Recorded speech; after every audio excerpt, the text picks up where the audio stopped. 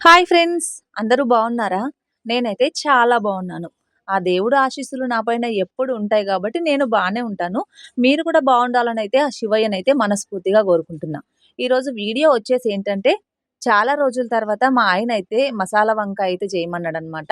ఇంకా ఆయన అడిగిన తర్వాత చెయ్యకుండా ఉండలేం గదా! అందుకోసమైతే ప్రిపేర్ చేస్తున్నాను.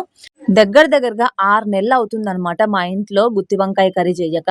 ఈ మధ్య అందరికి ఎలర్జీ ప్రాబ్లమ్స్ వచ్చాయి గదా! అందుకోసమే మేమైతే కొంచెం వంకాయ కర్రీకైతే దూరం ఉన్నామనమాట. మా ఆయన అడిగాడనైతే చేస్తున్నాను.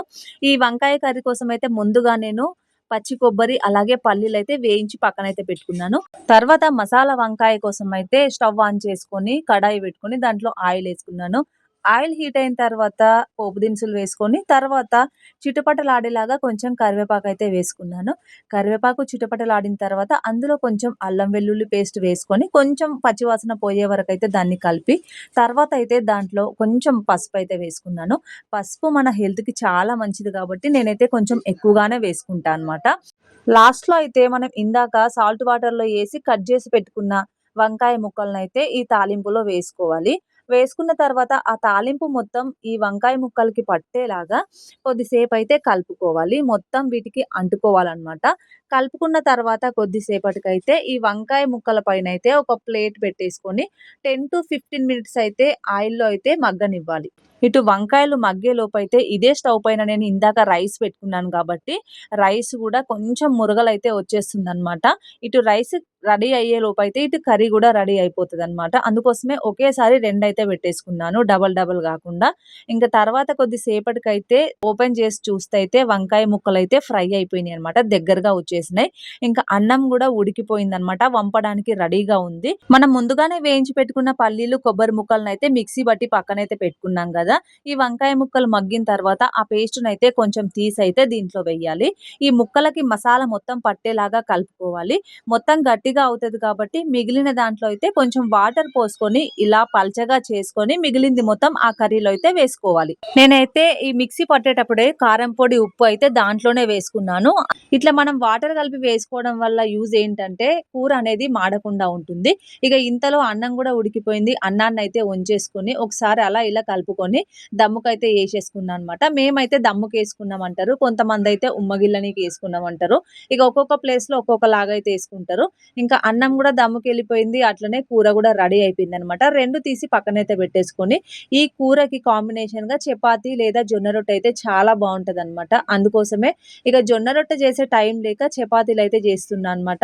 మా ఆయనకేమో జొన్న రొట్టెలంటే ఇష్టం. మా పిల్లలకి, నాకేమో చపాతీలంటే ఇష్టం. ఇంకా పిల్లల చాయిస్‌నే ఎక్కువగా తీసుకుంటాం కాబట్టి, ఇక చపాతీలు గూడా తొందరగా అయిపోతాయి గాబట్టి, టైం గూడా లేదు గాబట్టి చపాతీలైతే చేసేసుకుంటున్నా. నేనైతే ఒక 4, 5 చపాతీలు ముందు రెడీ చేసి పెట్టుకున్న తర్వాతనే స్టవ్ ఆన్ చేసుకుంటాను. ఎందుకంటే తొందరగా కాలుతాయో, కాలేయో అని చెప్పేసి అయితే నేనైతే ఈ రకంగా చేసుకుంటాను. కొందరేమో చాలా ఫాస్ట్‌గా చేసేస్తారు గానీ, నాకు షాప్ ఉంది గాబట్టి అక్కడ, ఇక్కడ తిరగాల్సొస్తదని నేను ముందుగానే చేసి పెట్టుకుంటాను. పెనం మీద ఏసి కూడా షాప్‌లోకెళ్ళొచ్చు సిమ్‌లో పెట్టి అని చెప్పేసయితే నేను ఈ రకంగా అయితే చేసుకుంటాను. చపాతీలు కాల్చుకున్న తర్వాత మనం ఒకదాని పైన ఒకటి ఏసుకున్నామనుకో చెమటయితే వచ్చేస్తది. మెత్తబడిపోతాయన్నమాట లాస్ట్‌లో ఉన్న చపాతీ. అందుకోసమే కొంచెం ఒక 5 మినిట్స్ నేను చపాతీలు రెడీ అయ్యే వరకైతే ఇలా సైడ్‌లకైతే వేసుకుంటాను. ఇలా ఏసుకున్న తర్వాత మళ్ళీ తీసి ఒకదాని పైన ఒకటేసుకుంటే చెమట అనేది పట్టదనమాట. ఇంకా ఈలోపైతే కర్రీ అయితే రెడీ అయిపోయింది. సర్దేసుకున్నాను. రైస్ గూడా రెడీ అయిపోయింది. ఇంకా మా వారికేమో ఆకలేస్తుంది. నాకు గూడా ఆకలేస్తుంది అని చెప్పేసి ఇంకా ప్లేట్‌లో అయితే కర్రీ అయితే పెట్టేసుకున్నా. రైస్ అయితే తర్వాత తింటా అన్నారు. అందుకోసమే చపాతీలైతే పెట్టేసినా అనమాట. ఈరోజైతే గుత్తి వంకాయ కర్రీ, అలాగే పండు మిరపకాయ పచ్చడి, చపాతీ, రైస్ అయితే మా ఇంట్లో అనమాట. మేము ఇప్పుడు టైం అయితే 11:30 అయితుంది. ఫస్ట్ టిఫిన్ గూడా చేయలేదు. 11:30కైతే టిఫిన్ చేయాల్సొస్తుందనమాట. కొంచెం లేట్ అయిపోయింది. జొన్న రొట్టెలు గానీ, చపాతీలు గానీ ఇట్లా ఉన్నాయనుకోండి, ఇంకా ఖచ్చితంగా ఉల్లిపాయ ముక్కలైతే ఉండాల్సిందే. ఇక నేనైతే ఈ వంట బండ పైన కట్ చేసుకున్నాను గదా! ఇప్పుడే చపాతీలు చేసిన అంత పిండి ఉంది. ఎవరైతే తప్పుగా అయితే కామెంట్‌లయితే పెట్టకండి ప్లీజ్. ఇంకా ఇప్పుడు క్లీన్ చేయలేదు గాబట్టి ఉల్లిపాయలనైతే కట్ చేసుకున్న తర్వాతయితే మంచిగా క్లీన్ చేసుకున్నాను. చేసుకున్న తర్వాత మా ఆయనకైతే ప్లేట్‌లో కర్రీ, చట్నీ, ఉల్లిపాయలు, చపాతీలు పెట్టయితే తినడానికైతే ఇచ్చేసినాననమాట. మనం రోజు చేసే వంటలే అయినా సరే గానీ, కొంచెం గ్యాప్ వచ్చిందనుకోండి, అవి కుదురుతాయో, కుదరయో అని భయపడుతూనే చేస్తుంటాం గానీ, చేసిన తర్వాత మా ఆయనైతే అన్నాడు. ఇక నాకు గూడా మస్తు ఆకలైతుంది. ఇంకా ఆకలైతుంది కదా అని చెప్పేసి ఇంకో గిన్నె కోసం చూడకుండా మా ఆయన తినే ప్లేట్‌లోనే తిన్నానన్నమాట. వంకాయ కూరైతే తినేటప్పుడైతే చాలా టేస్ట్‌గా ఉంటది గానీ, దానివల్ల వచ్చే పరిణామాలైతే చాలా తీవ్రంగా ఉంటాయి.